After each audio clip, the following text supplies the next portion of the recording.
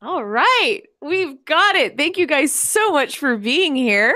This is Teresa Yanaros at Divine Frequency, and we have a very special show for you guys tonight. We have Siara Loveless. Thank you so much for being here, Siara. Thank you for inviting me. It's really Absolutely. cool. I love how our backgrounds are so rainbow and shiny. I feel like the colors are complementary. They are. This is wonderful. So, I'm going to go ahead and do a quick introduction and we can go ahead and get started. So, from her earliest memories, Siara Loveless has been deeply connected into the knowledge of God and the reality of higher realms. Living life in a society that does not value the levels of connection as she did, which we're going to talk about a lot more, this caused her to try to shut down her gifts in her teenage years, leading to an explosive resurgence of her gifts as she matured. Visions of the future, individual people's destinies, relationship connections, dream prophecies, and the energetic interconnection of our reality have always been direct experiences in Siara's life. She is a phenomenal catalyst for releasing, understanding, and transmuting trauma for men and women of all ages. Thank you so much for being here, Siara. Oh, thank you. That's a Amazing. beautiful intro. It's a great intro. Okay, so let's go back to childhood. Can you tell us some of your childhood memories about your psychic gifts? Yes. Some of my first memories are actually of my spirit guides surrounding me. Like as an infant, I believe, because there was a crib involved, and so um, they I just they've always been here, and I don't really know how to. There's only been one point in my life where I was disconnected from them and from source, and that was an incredibly painful period of my life, and I would never want to do that again. But yeah, so uh, my spirit guides were some of my first memories, and then I used to have dreams after I was baptized when I was 7, and those were very an interesting time in my life. My grandmother was part of a Southern Baptist church. They weren't really understanding. And so, um, yeah. What was that like? Tell us that story.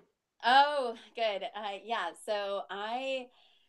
I had always felt really deeply connected to source and to spirit, and my mother had always encouraged it, being the wonderful hippie that she is.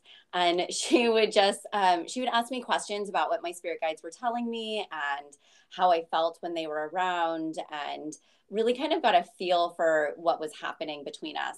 And then very much was very open to it. How And would so you define? I'm just going to ask a quick question. How would you define spirit guide for somebody who doesn't know what that means or what that looks like? So this is actually a definition I've just been coming into contact with recently. And surprisingly enough, I've only just started utilizing and connecting in with my spirit guides in non-emergency situations in the last 3 years, which has been a really beautiful unfolding. But as far as spirit guide goes, I think that a good portion of our guides per se are they're actually higher aspects of ourselves and other pieces of our collective that we bring with us. There are some exceptions to that, and I do believe that there are some other disembodied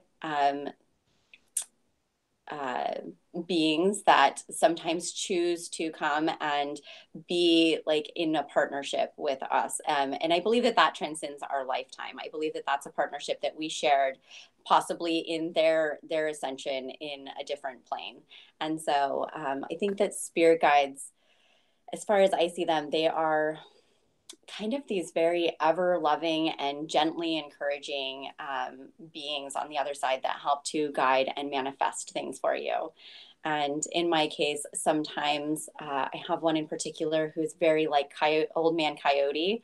And so he thinks he's hilarious and kind of enjoys the trickster aspect of when the lesson comes back around on you full circle, not in the way that you expected it. So, Do you think that so it sounds like you're talking about two different things. You mentioned higher aspects of yourself and then you mentioned some things that are not higher aspects of yourself. So I yeah. guess I have a question about the higher self. How would you define that? And then how do you communicate with and gain access to your higher self? Right. So the higher self aspects of, say, my spirit guides are, it just feels like, I don't know, if you imagine that we all kind of like came from the same soul fragments, and like when we incarnate as soul families, we kind of incarnate in like little groups. And so we have families, but we also have like fragments of the higher being that we originally started out as. And I believe that that's part of, say, divinity experiencing itself through all of us simultaneously. And so those ones are much easier to explain, those guides. And then as far as connecting in with them, I think for me it was really the surrendering to what was already happening and those gut instincts that were happening, but kind of felt like a conversation in my head with somebody else that maybe I just kind of for a lot of years pretended was me, that I was just like having my own conversation in my head with me. And it turns out that when I allowed them to separate and to unfold for me, they became beautiful, very individual aspects of themselves and of myself. So you have some really interesting stories about the supernatural and interfacing with that in your childhood. And that I find really fascinating because it sort of allows you to express how you came in contact with the divine because you were actually having experiential situations happen that were making you realize that there was more going on than what we just have access to on a physical realm. So I would love it if you could tell us one of those stories. I know you have a really cool story about a pregnancy that you Yeah. realized. Can you tell us that story? Yeah. So when my grandmother was part of the Southern Baptist Church, and I took my faith very seriously. I had come into that faith, not very surprisingly, from my mother. And so my life is kind of broken up into these weird religious fragment or segments, I guess. So when I was young, I was like, when I was 1 to 5, I was with my mom, who's very encouraging of all this like supernatural things. And then from the time I was 5 until I was 10, I was with my grandmother, who was very Christian and very Southern Baptist and very, maybe not understanding, but very kind of forgiving. And she just loved me, and believed that when I told her that these were gifts from God, she believed me when I said it. Whether she understood them or not, or ever has, she hasn't, but she just loved. And so, coming into the religion, the faith, and having had already come through some tremendously dark experiences as a child, and then coming Mhm. into that, I really grasped onto that love of Jesus, like the Mhm. real divine, like Christ love, you Tell know? us about that. Yes. And so when I was little, my guides used to sing to me of the love of the divine. And in really hard moments of my childhood, I have one guide in particular who would just lay with me and stroke my hair. And while I wept, she would just sing to me songs to remind me of where I came from, which was, the source of all creation. And so when I came into this Christ aspect in the Christian church, like it reminded me so much of the stories that they had told me, Mm. that pure love, the innocent love of like the lessons that Jesus really teaches, the ones like, being kind, really kind to all of your neighbors, not just the ones that you pick and choose. The lessons like compassion and that extraordinary knowing of your connection to source or father above. Mm. And especially I think the Christ consciousness really touched me in like the loving of the little children. That was very big for me when I was a kid. And so I really gripped onto that as a kid, and was fascinated and in love with this, knowing that there was another person out there who knew what it was like to be loved and to come through some hard times, because maybe they don't talk about it in the Bible, but even as a kid I had an inkling that in those times there was probably some hardship, some hunger, some wanting that had happened. And I really like like identified with these paths and was like, oh, if he can do it, I can do this too. Wow. know? uh, Yeah. then I was baptized, which was tremendously powerful for me as a child, as only a child can take that as serious as you can.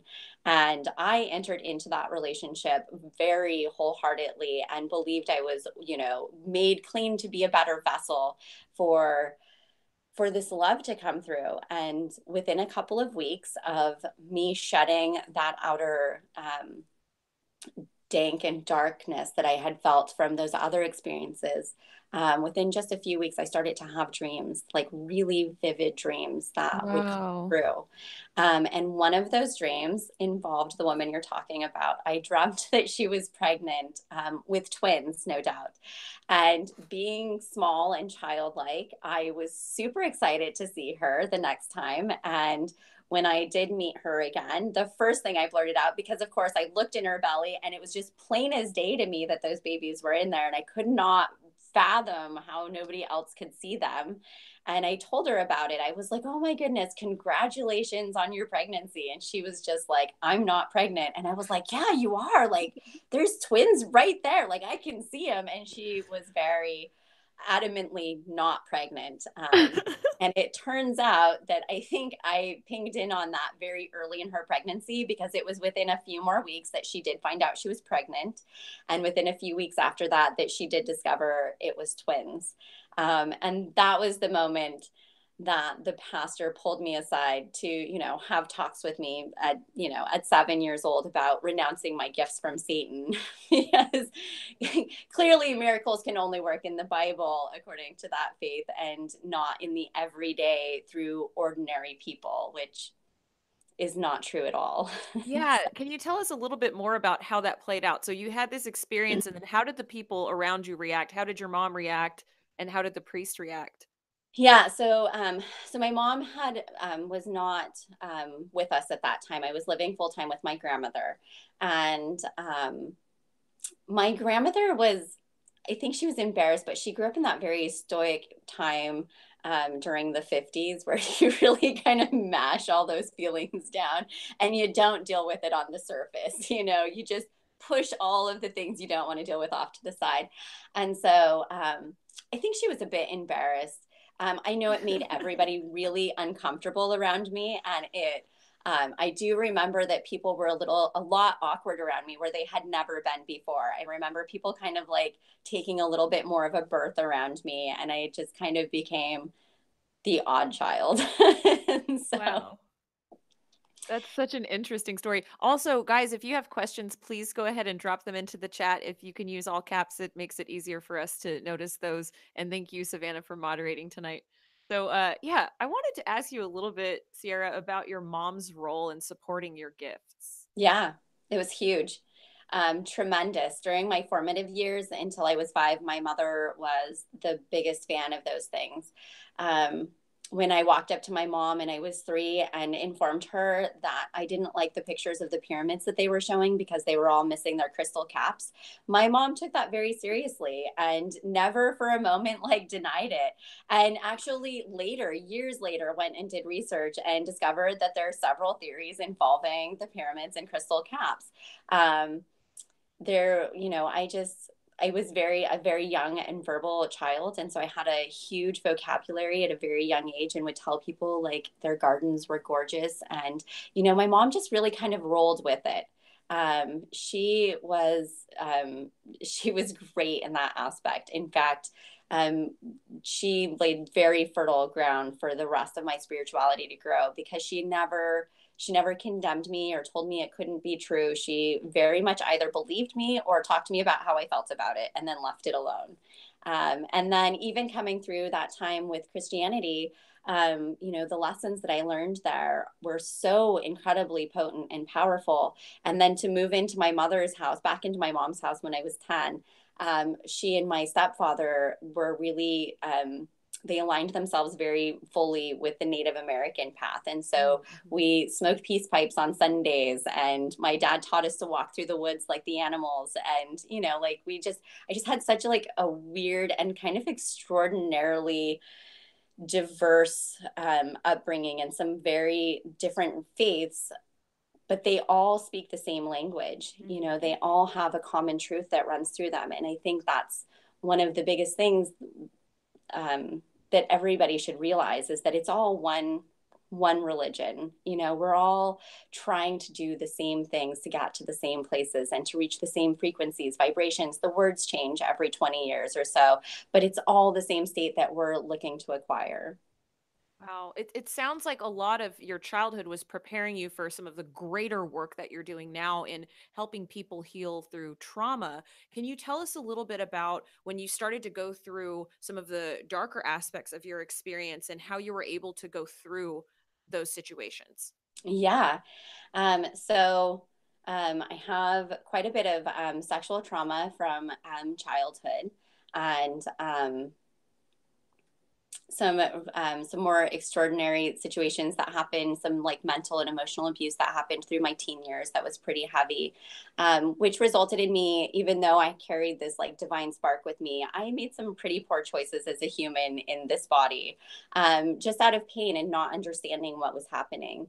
I did attempt to shut my gifts down when I was a teenager because if I just brushed against people, I would receive their memories and I could see like their traumas. And it was really overwhelming while I was trying to deal with my own. And so I had attempted to ask for those to be shut down so that I had this like 2 week prayer one time where I just was like, I can't deal with everybody else's trauma while I'm trying to heal my own. Like one of them has to go. Like, and you guys need to help me get rid of one of them because I can't do both. Like, it's making me feel insane. And then 6 years ago in 2012 was when I experienced my dark night of the soul, even after coming through some pretty tremendously dark times through most of that. And not to say that the light never peaked out because it definitely did. And the more I tried to shut things down, the more it popped out in really weird and kind of random ways that were very uncontrolled and led to some very interesting situations in my life when my gifts would just come pouring out over the top of people, you know. So, anyways, but What would that look like? every once in a while, I every once in a while something happens inside of me when I'm somewhere, and it's usually when I'm meeting somebody new or even just passing a stranger in a crowd, and I don't know how to describe it. There's a click that happens, and I just kind of go into this automatic mode and I say things to people that I never remember at the end. 100% of the time I've come to like holding a sobbing individual and telling them that they're loved and it's going to be okay, and they leave. And I've only had one person track me down after this to tell me that I had literally changed their life, that everything I had said that day was something that they had needed to hear in that moment. And yeah, and so that doesn't happen as much now that I give it a creative outlet consistently. I can turn it on and off now if I'm not shoving it all down. And so, again, if you are given tremendous gifts and you try to shut them down, most empaths that I know either become sick and face some type of health crisis or a mental health crisis, or they have experiences like that that make them seem kind of crazy because they feel crazy because you're not in control, and the people around you might think you're behaving a little odd. So yeah, a word a word of wisdom: if you are very gifted energetically and spiritually, use those gifts, find healthy outlets that you can deal with so that you don't have to deal with the tremendous fallout that can happen. Very interesting. I love that story. Can you tell us a little bit about when you went through that disconnection from source period? Yeah. So in 2012, my best friend committed suicide, and I was the person to find her in the woods and tried to hold her together. And That's awful. she was the first person that I had ever allowed to love me the whole way through, and that I had ever loved the whole way through. Wow. And so it was a tremendous loss for me.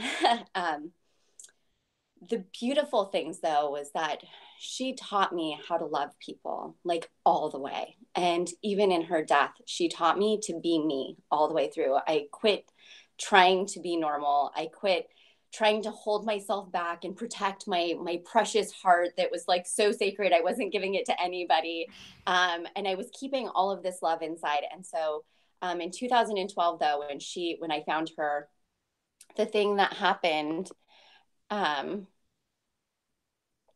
oh, give me 1 second. Absolutely. Uh, You're probably getting a phone call, huh? I am not getting a phone call, but I am having a moment with this phone. It's all good. We're hanging out. How's We're everybody doing hanging in the out. chat? Um, oh, here we go. This will work. I'll give you a second. Does everyone like my new background? I got a new background today. Thank you guys for being here. Here we have some questions that I'll throw at you. I know that we're going to continue talking, but at some point in this live stream, I want to have a conversation with you, Siara, about deja vu. People are asking about deja vu. That's a tremendous one. I love that conversation, honestly. Very cool. So here, let me move us through the 2012. Okay. So in 2012, after Ashley passed, I experienced my first ever disconnection from source.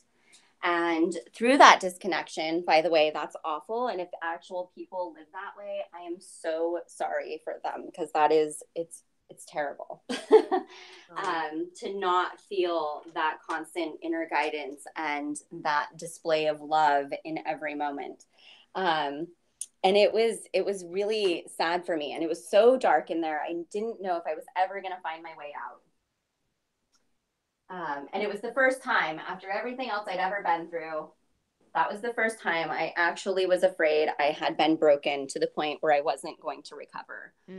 And it was crazy. There was a lot of interferences that happened. Here, did that help out? Sound great. All right. Let's see Turn the camera back on. Oh my goodness. Oh, there we go. Yay. We're gonna have to go with a different angle this time. Perfect. Ha. Okay. Ta-da! So yeah, so there was it was very depressing, and it was really, really dark. And it was, like I said, the first time I was ever truly disconnected. And it was so dark in there. I didn't know if I would ever find my way out. And the scary part is that for a moment, I didn't know if I wanted to. I had kind of lost hope for the first time. And I remember when I was little, when one of the first really bad things happened, I remember declaring war on the darkness and was like, no, you're not going to teach me to hate, and you're not going to make me dark, because somebody told me that. And through the experience with Ashley, though, one thing I realized incredibly strongly was that there was a spiritual way out. I knew that there had to be. And so I gave myself a year to fall apart, because I had never experienced something so tremendously sad. And I had never gone through a real grief period. And I allowed myself to fall all the way apart, and I just kept it in the back of my head, like, okay, this is your year to fall apart, Siara. And then after this, you have to find a spiritual way out of this, because this is the only way out, is to go further in. And I, in 2013, started my daily, everyday practices of meditation, and started my fledgling clearings that I had no idea what I was doing. I was completely untrained and had nobody to talk to at the time. What's that? I had been teaching people about energy since I was a kid, I had never done a clearing or experienced anybody who had done clearings. And I just started kind of doing it. In fact, it was it was through that I came into my first contact with what I now know is like the etheric entity construct. And anyways, and so that what's kind of that? happened. Can you define that for us? Yeah. So in I want to say it was in 2014. I was doing what I started calling my daily scans, and I came across this mass in my heart space that was like these wriggling, weird, like octopusy tentacle things that like came out and went to places. And when I discovered it, I kind of freaked out, and I didn't know what to do about it, but I knew that I wanted to do anything to get out of it. I felt almost like when you hear about animals like gnawing their feet off because they got stuck in a trap. Like that's how I felt. Like I felt like I would rather live without this piece of me forever than to keep that inside because it was so gross. And I went around, and at that time I met some spiritual healers and I started to talk to them about that. And most of my Reiki friends would just experience it as like a bruising in my aura. And they weren't seeing what I was seeing, and they couldn't help me to define it. And nobody that I went to had any idea what I was talking about. They just kept telling me that, I needed to um, do more meditation or prayer, kind of like the think yourself better situation. And that was not working out. And so I started doing these daily meditations where I just focused on my heart space and I just imagined pulling them out. Eventually, that morphed into me following them down and realizing that those connections in particular I had made with people that maybe like very codependent relationships, very like imbalanced give and take. And so there was this like direct line into my heart space of all places with these people, some of whom had, been very abusive to me and had not treated me properly. And yeah, I was there like protecting and guiding them. And so when I started shutting those down, I started doing a thing where I would cut them and kind of like imagine that they were getting seared at both ends and then going back into both places and then healing the patch on both of us, because I didn't know what it was, but I also knew that I didn't want to like leave the other person open and exposed. And so I would just go and like I would imagine putting my hand on their chest in love, even these people I didn't really need to love. Like I was going back and sealing it in because I was like, we need to like not have this anymore between us. I feel like this is a wound for both of us. And it wasn't until many years late, a couple years later, when I met Eric, that he was the very first person who like not only instantly saw it, but gave me the words for these things that I had started to discover inside of me that nobody else seemed to know what to do with. And anyways, and so that was how that began. Are they evil? Is this an evil energy or what? What is it? Well, that one in particular was a was an implant that was designed to keep me in a energetic relationship with these very toxic people. And so it is a bad energy and it can be strongly misused. And really, when we're dealing with the etheric constructs or those systems, it really comes down to self-sovereignty and healing the wounds inside of you that need to be healed so that you don't attract those types of parasites to you any longer. Anytime now that I find one, I always thank them, because I feel like there's nobody in the world that's more on my team than these people who are constantly trying to breach my walls and find every space inside of me that's left to need healing. Mm-hmm. I don't have to go looking. I just have to wait for one of them to show up and show me where my work needs to be done. Yeah, And yeah. I work there. So How would you define evil? I don't know that I would use the word evil. Um, and the reason for that is that just after I had met Eric and he had given me words for this, I had a very interesting dream with a parasite named Steve, um, who came to me and explained in possibly the most disconnected way I have ever experienced. Um, and being in his presence, even in the dream state, his emotions and thoughts were so alien, literally, like they didn't make sense. But he explained to me that like it really wasn't for them a battle per se, like of passion, the way it is for us.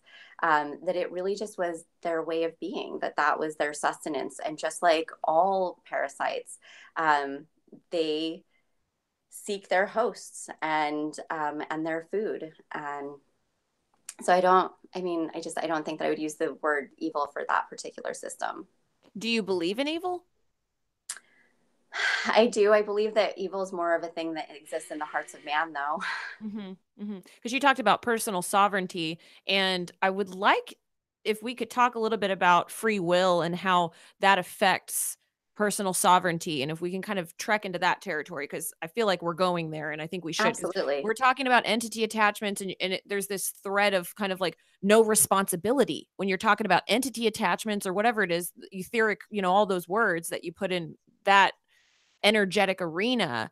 There's a Yes. level where it's nothing's being held responsible or accountable, and you can say, oh, that's an entity attachment or whatever. But I think that on a like down to earth level, in the physical, where we are human beings, we're here having a physical experience, and there is free will, and we act out of free will with our bodies, with our hands. How can we discuss that? Because I feel like that's really important to talk about right now, to kind of bring it down to earth and talk about free will. What are your thoughts on Yeah. that? So my thoughts on that are that I have seen within a lot of communities, this excuse of the parasites beat me to it, or, that was me acting out of sorts. And, it is okay to come and say those things, but when a true apology is made, just like I tell my kids, the difference between just making a verbal apology and a true apology is that you take action to make sure it never happens again. And so if there is interference of that nature happening in somebody's personal life, that means they need to take a really deep look at what is going on inside of them that is allowing this to come in, because there's no way inside of a person who is solid within their body and their spirit and their mind. If we got the trifecta going and it is all healed together and in unison, there's no way for them to come to us and to attach. And so it kind of deflects those excuses. Whereas if you're consistently suffering because of these attacks or things like that, it's 100% of the time because of an unhealed wounding inside of us, and that we need to go in and look at. And now, whether that be epigenetic or in this life path, or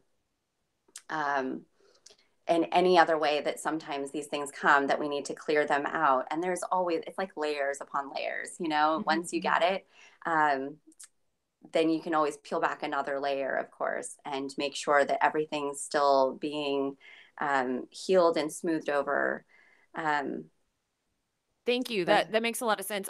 It sounds like what you were describing was that you were hurt by someone, and so that, bringing this into the realm of free will and personal sovereignty, yes, someone infringed upon your free will. Therefore, I would say doing something evil. You have good, you yes, have evil. Good is when you're acting out of love for others, compassion, forgiveness. You're not infringing upon people's free will. If you're doing that to hurt someone, if you're doing something to hurt someone, I would say that that is bad, that is evil, or whatever. And when yes, you were describing this experience of these etheric entities or whatever, it sounded like you were first discussing or describing the trauma that occurred there between you and another individual. They yes, harmed you, and hmm then that opened you up, then you're saying, to those kinds of spiritual attachments, then yeah, to that wound.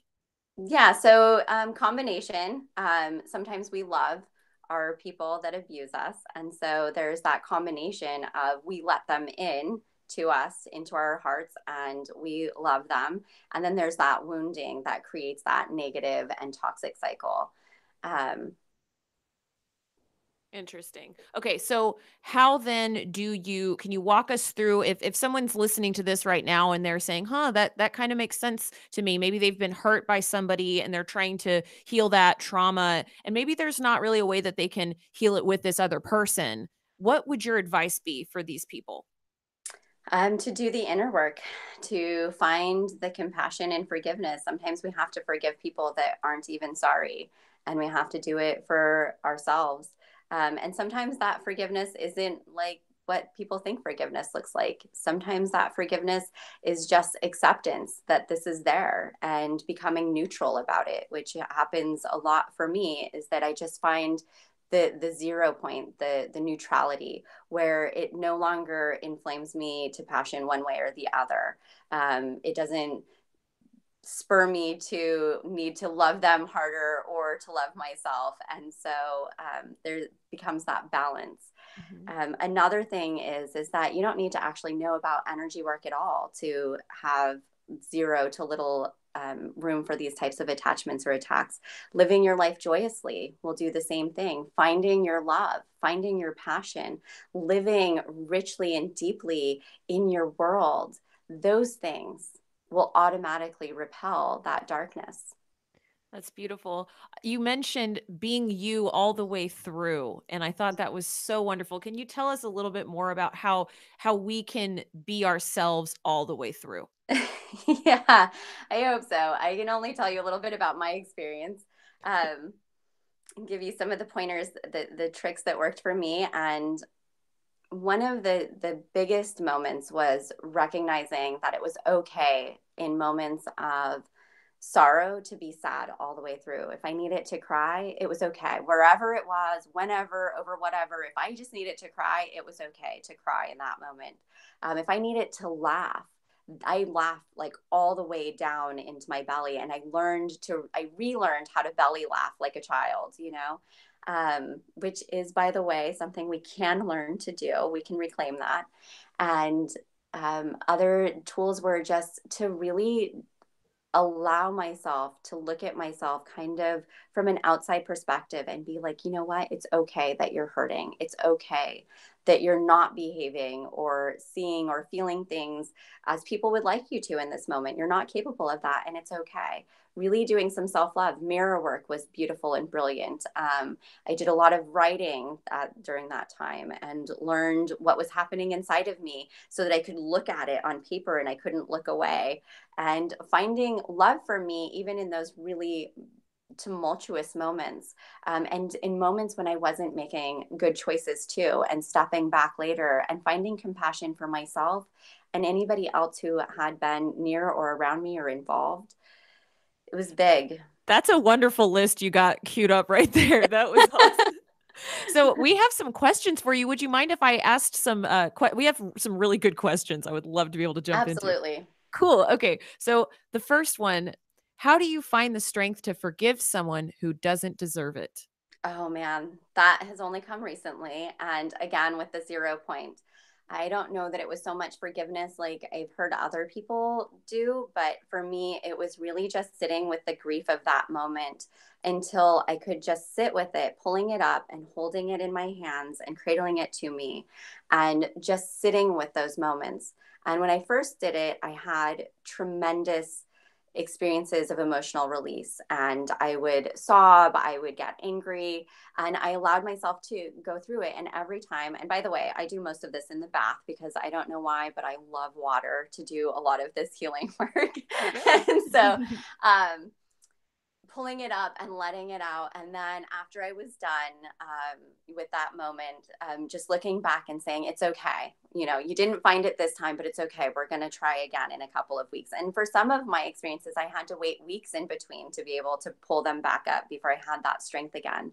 And it was really more about finding peace inside of me, um, as a source of forgiveness than it was about actually going to somebody else and saying like, hey, I forgive you, you know. Mhm. Yeah, definitely.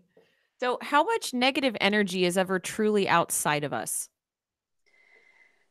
It's a great question. Since we're part of everything, I imagine that the amount of negative energy out there really has more to do with where it's being focused from, like how many people are focusing energy, because energy itself is neutral. It has no positive or negative polarity until it's focused through a vessel, that has free will. How do you forgive someone who's actively abusing you? Oh man. Um, I don't know. I'm a terrible person to ask because my answer is to go. Get out of there, y'all. Get To get some away. space, yeah, to get some space and to find the healing, because a lot of times the people that are reacting in that way and are being abusive to us are obviously hurting themselves. And as long as we stay engaged with that, we're feeding them energy and we're not actually helping them to heal. So sometimes the best love, for us and them, the most compassion we can provide to both people in the situation is to set really healthy boundaries. Absolutely. I completely agree with that. Boundaries are so important. We're talking about sovereignty, we're talking about free will. You have to stand up and take responsibility for your sovereignty through setting boundaries. I 100% agree. Yes. So, would you say, actually, I'm not going to ask it like that. How does trauma, how is trauma associated with the concept of having psychic gifts? It depends on who you talk to. There's a lot of trains of thought on this. There's a lot of people that believe to be a really good healer, you have to come from some type of traumatic past. I don't tend to believe that myself. I believe that there are what I call the um, points of light, or our anchors of light. And I believe that they are people who are brought here who get to grow up without trauma, who choose like the easy lives per se. Um, but we need them. And those are ultimately the people we're trying to raise on the planet. And so, as far as trauma and psychic abilities, I do find that there's a tremendous amount of people out there um, who have gone through devastating life experiences, and really, I mean, unimaginable traumas to come through it and into their power and to their source. I honestly don't believe in my heart of hearts that one is linked to the other, because I believe that the world that we're all trying to move towards will involve my psychic gifts and no trauma. So I can't hold them together like that. Otherwise, I am giving too much power to the wrong end of this equation. Beautiful answer. Oh my gosh, I love that answer. So, what advice would you give to people with the same types of gifts that you have? Again, find healthy ways to utilize them. Find ways in your everyday life to let them out. Whether it's, driving down the street and, popping out with your energy to make all the lights green, or whether it's to sit and hold space for your visions or your friends, whatever your particular gift is, whether they're like mine or they're completely unique and just yours, make sure that you're pulling them out of the box, dusting the box off, and letting them out regularly so that they can grow and thrive. Beautiful. So, last question. What is your definition of deja vu? Oh, my goodness. So that's an incredible question. And I kind of waffle on that one, to be honest. I feel a lot of times that it is where we either can, for instance, one of my gifts is when I close my eyes, I can see the way that the streams of energy flow around me and different people. And if I get an idea or a concept into my head, I can kind of see the way it will flow naturally. And I can see if there's turbulence and things like that. And so, um, in order to, um, oh, I lost my train of thought. I'm so Yeah, sorry. no, not at all. I wanted to throw something in here too because I want to hear your thoughts on it. Related to deja vu, I kind of break it down like this. You've got the past, the present, and the future. So sometimes when you're experiencing deja vu, it's because you're remembering something from the past. Sometimes Right. it's like you feel like there's something weird about the current moment. It's like Yeah. cognitive dissonance in the moment. And then or it's a precognitive deja vu. So I kind Right. of break it into three different kinds. Well, it ultimately, all time is going at the same time. There's no separation from us now, from our past. So that I love your definition there. I also believe that sometimes, we talk a lot about timeline jumping, and we experience a lot of different shifts energetically in the universe as we know it currently. And, maybe in the future, there'll be a different, more unusual deja vu that'll begin to surface. Absolutely. Can you tell us a little bit about people who have a lot of people at work and they're trying to balance energies in a tumultuous work environment? So that's when we get to put our compassion on, and maybe not make excuses for people, but definitely to understand where they may be coming from. Um, for me, it's goes along the same lines of like when I'm scared of something, I have to go learn more about it. And so I actually actively um, try to kill more bees with honey. So I always try to get to know these people more, especially anybody who's making my life incredibly hard. Because often, just under the surface of that is somebody who's really hurting and really needs somebody to listen to them. And so there's those moments. Then there's the moments where people are just such big jerks that there's no coming to a compromise and avoidance. I would definitely suggest, setting up things that are special for you, things that you find reactivate you, recharge you. If you believe in crystal protection, bring crystals to your work. If you like oils for that, then bring oils. Whatever it is that really, really resonates with you, bring that into your workspace. If it's pictures of your family or, a special statue, whatever it is, bring those things with you or put something in your pocket to remind you, like every time you put your hand in your pocket that, hey, you know what, this is just another day with this person, but this is a moment in my life. This isn't my whole life. I always, I've worked in several uncomfortable places. I was a bartender for like a decade. Nice. One of the things though that really helped though is really finding the other people that you can look to bring light back into your day. And so, through gratitude practices, finding your work friends, like who it is that you're going to be grateful showed up today so that you can kind of tune that person down.